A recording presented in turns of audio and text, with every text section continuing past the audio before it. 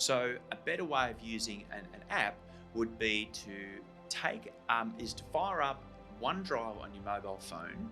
With one press, you hit the camera button, take a photo of the document that you want to share out, and then as soon as that's done, you put your phone away, you fire up Outlook on your computer, and then you can just share it straight to your team. So that's 3 presses of buttons on the whole process, and everyone's got that document. It's that easy. Yeah, Oh. yeah, it's literally that easy. So it's using the right tool for the right job. Oh, I wish someone told me about that earlier. I would have saved a lot of time. Are you getting the most out of your Microsoft 365 subscription? I'm Ken Mail from Axiom IT. And I'm Sarah Michelle from Axiom IT. And we've got 5 tips coming up to help your staff get the most out of your Microsoft 365 subscription. And here's number 1 coming up.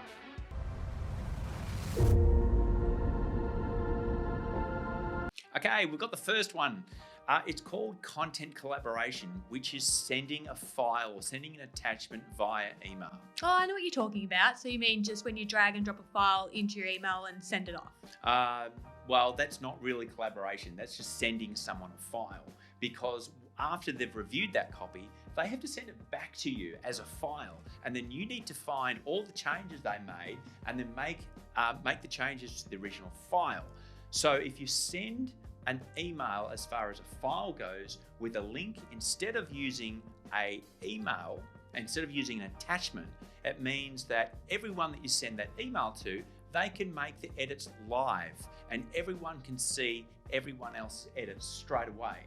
And that's a huge time saver. So when you get the 4 or 5 people emailing back with those changes, it means that you haven't spent time collating all the edits and all the differences between all the people that have received the file. Oh, that's helpful. I never thought of doing it that way. Oh, it's the best way to do it. Anyway, we've got number 2 coming up.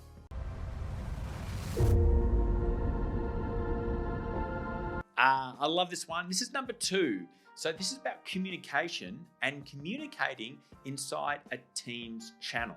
Oh yeah, Teams. So you're referring to the one-on-one chat feature in Teams? I don't know about you, Sarah. I don't have spare time just to flick through hundreds of different chats to try and find that reference to a conversation that someone had with me the other day. The best place for all that sort of chat is inside a channel. That way it's all focused and it's all related to one particular project or one particular topic. So it means all the files, all the meeting notes, all the schedules and everything else relating to that project or that topic, it all goes into one particular place. And also you can search for it. It's really fast, quick and easy to find that particular subject or particular chat. Okay, so you're saying I can search for keywords and files and documents in a channel rather than spending time scrolling through something important that somebody may have said like 3 days ago, for example, and I've just wasted 15 minutes looking for it. Exactly, that's 100% right. So if we have all the chat inside the channel for a particular focused conversation or a particular topic, it's a lot easier to find and we don't waste time scrolling through like many chats. So that's a great one. Number 3 is coming straight up. All right, number 3 is called mobility. That means installing Teams on a mobile device. But Cam, myself and probably others included, I don't actually have a business phone for work. I use my personal phone. So why would I want to install Teams on my own phone?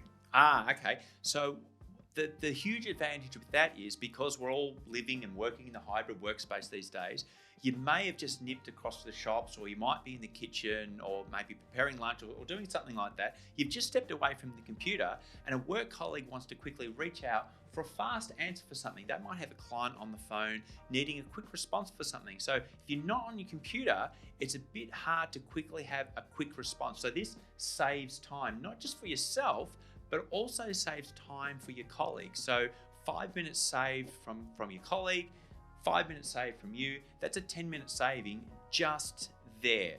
Okay, well that all sounds great, but what about after hours? So if I'm cooking dinner or I'm, spending time with my son, I don't want my phone pinging at all hours. So what can I do to prevent that from happening? Look, no, that's the worst. No one wants that. So if you're going to install Teams on your mobile, make sure you set it up and you set your away time. So that's like your family time. So once you've finished work, you can set those times for different times during the week. So let's say after 7 p.m. or 6 p.m. on Wednesdays, it means that you don't actually have you're not actually going to get interrupted. So that's really important that you set those things. And it also means that you never miss an update. So if something's happening in the office that you want to keep an eye on, but you've stepped away from your computer, it means you don't miss out on anything. And that's another huge time saver. Oh, great. So I can dictate the times I want to get notifications and not. Yeah, absolutely. Yeah, Awesome. absolutely.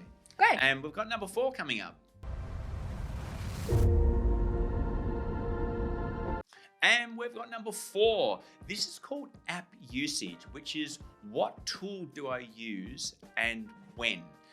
So I don't know about you, Ken, but I've seen many of the Microsoft apps, and there's so many available in the Microsoft 365 platform, but I don't know what half of them are. I see these links and I just scroll past them. I don't know how to really use half of them. Okay, so it's really important to get an idea of exactly what their apps are used for and why, and what scenarios would you actually use them for. I'm not talking about spending a deep dive session into every single app. It's just getting an overview of what they're sort of used for. So, for example, what would be the situation where you would scan a document into the computer and you need to share it with your team? So I don't have a scanner to use? No, you've just got your mobile phone. Okay, so I would just grab a phone, I'd open up the camera app, take a photo of the document, then I would just make sure I've saved it, fire up Outlook, jump in Outlook, attach it to an email, send it to myself. Then I would jump on the computer, log in, grab the email, grab the attachment. I'd either drag it into Teams or I would save it into my OneDrive, and then I would just share it where it needed to go from there. Right. So this is a good example. So the proper tool to use for that particular scenario is actually using OneDrive on your mobile phone. So a better way of using an app would be to fire up OneDrive on your mobile phone. With one press, you hit the camera button, take a photo of the document that you want to share out, and then as soon as that's done, you put your phone away, you fire up Outlook on your computer, and then you can just share it straight to your team. So it's really, that's 3 presses of buttons on the whole process, and everyone's got that document. It's that easy. Yeah, Oh. yeah, it's literally that easy. So it's using the right tool for the right job. Oh, I wish someone told me about that earlier. I would have saved a lot of time. Absolutely. All right, here's number 5. This is called teamwork. It's all about getting the attention of people that you need to get attention for a particular thing that you're trying to say. So I know when I've posted some messages to people, I sometimes struggle to actually get their attention. They could miss the message. They could miss something really important that I need a quick response to. So what can I do to save time to make sure people are actually getting the message? All right, so there's actually 2 tips with this one. The first one is to use the @mention. So if you're having a discussion in a channel, make sure you @mention. So it's just pushing the @ key on the keyboard and then typing their name in, and the name should pop up. And that sends an alert to that particular person straight away, and that will appear on their activity feed, so they never miss an important point that you're trying to get across. Oh, that's good. So they'll actually receive a notification rather than just a ping saying they've got a message. Yeah, exactly. And even if they've got Teams closed and they're off doing something else, their mobile will actually ping, or they'll get a ping inside email if Teams detects they actually haven't read or received that message.